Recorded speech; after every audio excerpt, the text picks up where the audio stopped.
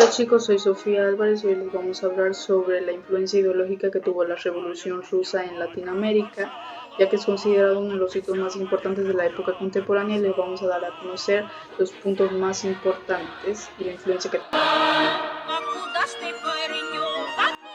La Revolución Rusa son los sucesos que condujeron de manera espontánea al derrocamiento del régimen zarista, para la instauración preparada de otro leninista.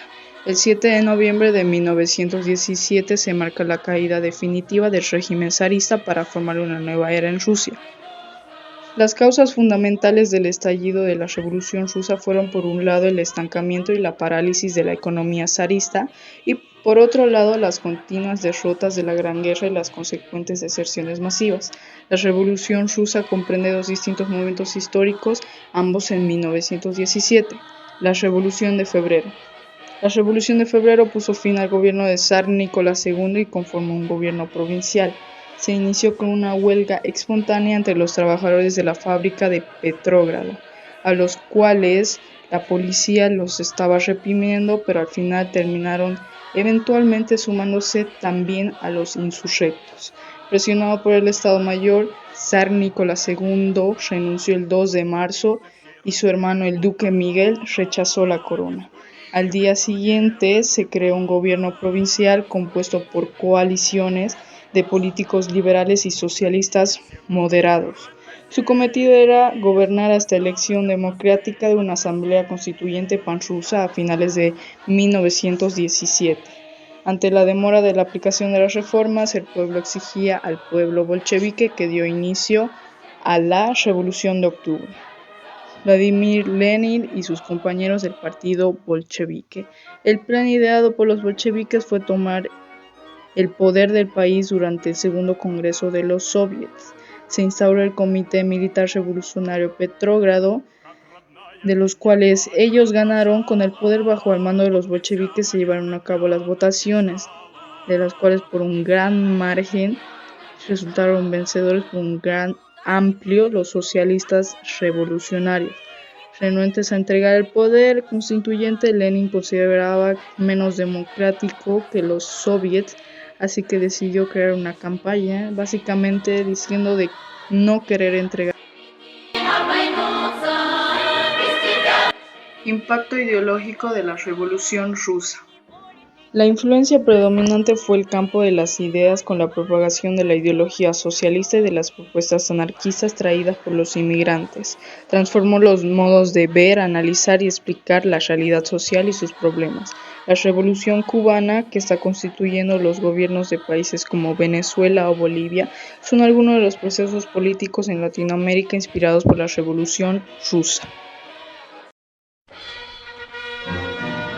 A continuación vamos a presentar algunos protagonistas más destacados de esta revolución rusa, que fundamentalmente fueron, para entender el mundo, se dividiera en el siglo XX. Entre estos tenemos a los representantes como a Karl Marx, a Nicolás II, a Stanley y a Alexander Kerensky.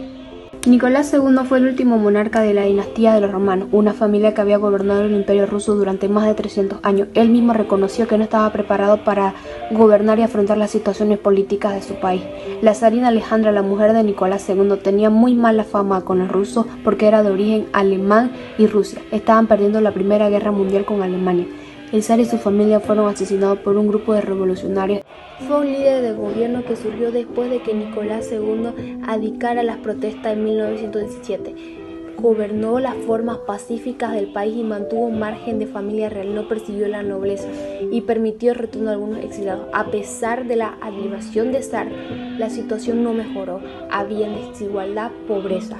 Kerensky se negó a retirar a Rusia de la guerra mundial y todos estaban en contra de él, y esto hizo que Alexander perdiera ante el ejército y tuvo. Lenin fue un líder de los bolcheviques. Lenin estuvo encarcelado por sus ideas. Lenin había sido exiliado de Suiza. También defendió un sistema político contrario, que en Rusia las personas tenían propiedad privada de todos los recursos.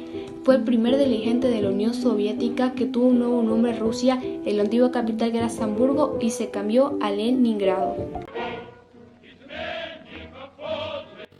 La reforma educativa liberal, primeras escuelas indígenas. Durante la reforma educativa liberal en Bolivia de 1899 a 1920, el gobierno tuvo como objetivo fortalecer la nación y la unidad a través de la regeneración. Uno de los objetivos de esta reforma fue crear un sistema educativo homogéneo que promoviera la identidad cívica y centralizara la educación en función del estado ético educativo. Sin embargo, no queda claro, a partir de los resultados de la búsqueda, si esta reforma incluyó el establecimiento de las primeras escuelas indígenas.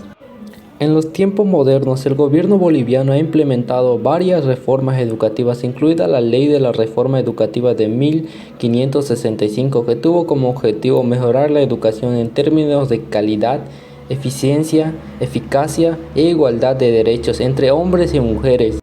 Uno de los objetivos de la actual reforma educativa es crear un sistema educativo descentralizado y plurinacional, acorde con las diversas etnias del país. La educación indígena y sus efectos políticos. Warisata.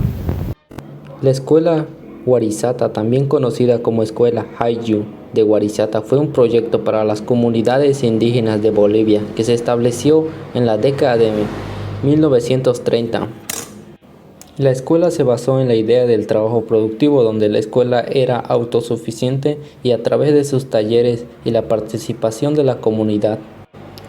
La escuela fue creada para brindar educación a indígenas que tenían acceso limitado a derechos universales como la salud, la participación política y la educación.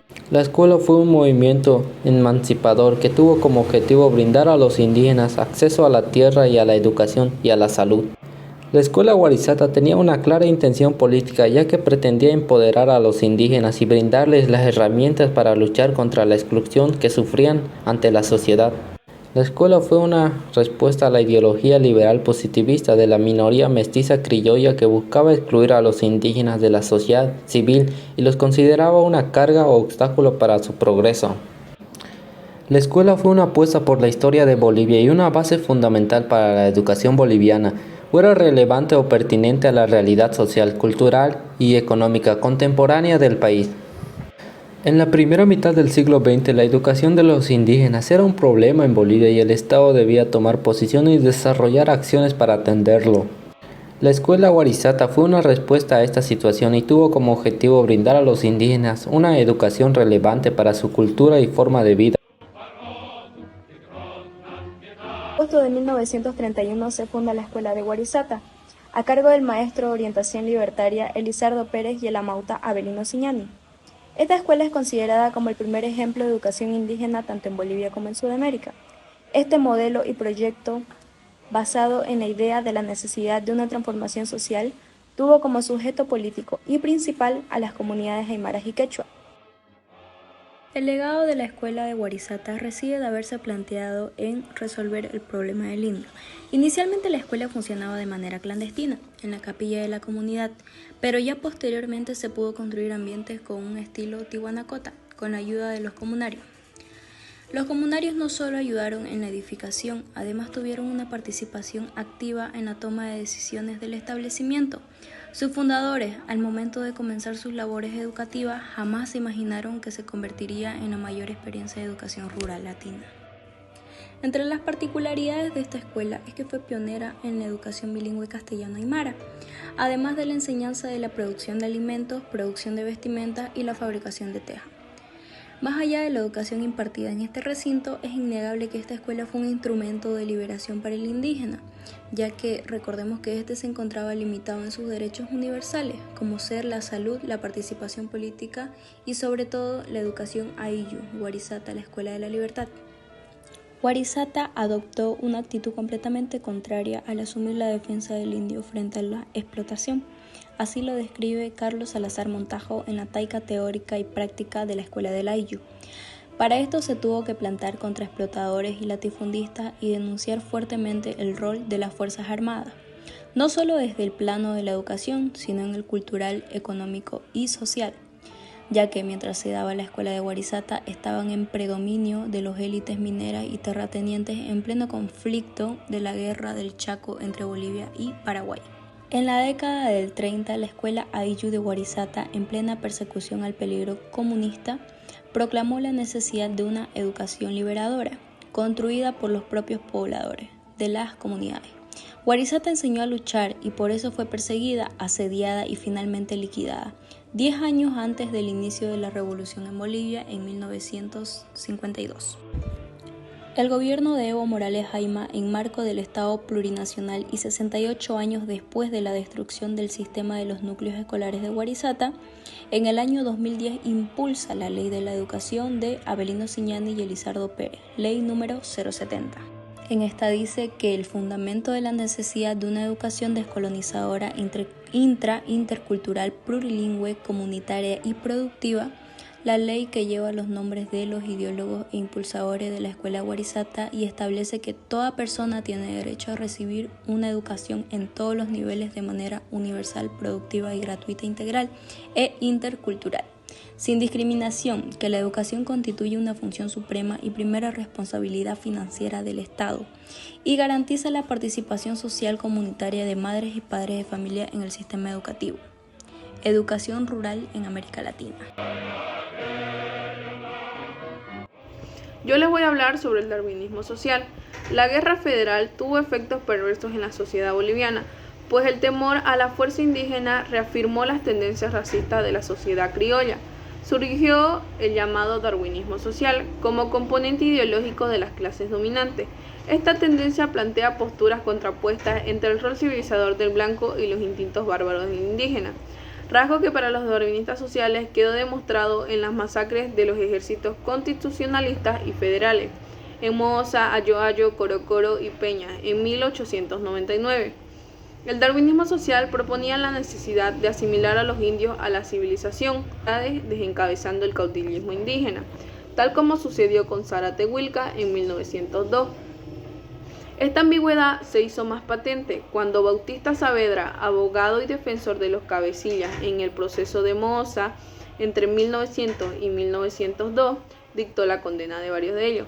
Si bien vemos que con la muerte de Pablo Zárate desencabezó el movimiento indio, pero no disminuyó la resistencia de estas a las leyes que permitieron la expansión hacendataria sobre las tierras de comunidad.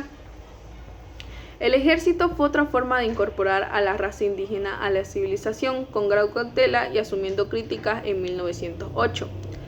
Influencia del darwinismo social. En Bolivia, por este tiempo, se alimenta el ideario nacional con la teoría del darwinismo social en publicaciones que aparecían en las bibliotecas como en La Paz, Santa Cruz y Sucre, como también en Cochabamba, con las obras de Modesto Miste y Gabriel René Moreno. Declara la tendencia pro-terrateniente, mejor dicho, gamonal. Se usaba la craneometría como argumento falaz de la superioridad del caucásico sobre el indio, cuya capacidad craneana pesaba entre 5 y 10 onzas menos que la del blanco, lo cual influía en la pobreza de su sangre y lo limitaba de sus condiciones psíquicas. Bajo esta teoría se establece que tanto el indio como el mestizo no aportan para nada en la escala efectiva del progreso y que están condenados al exterminio para dar paso a la raza blanca. Algunos seguidores de esta doctrina proponen instruir al indio para que de esa manera se ensanchara su capacidad craneana y por tanto tuviera posibilidades de ser insertado en el mundo civilizado.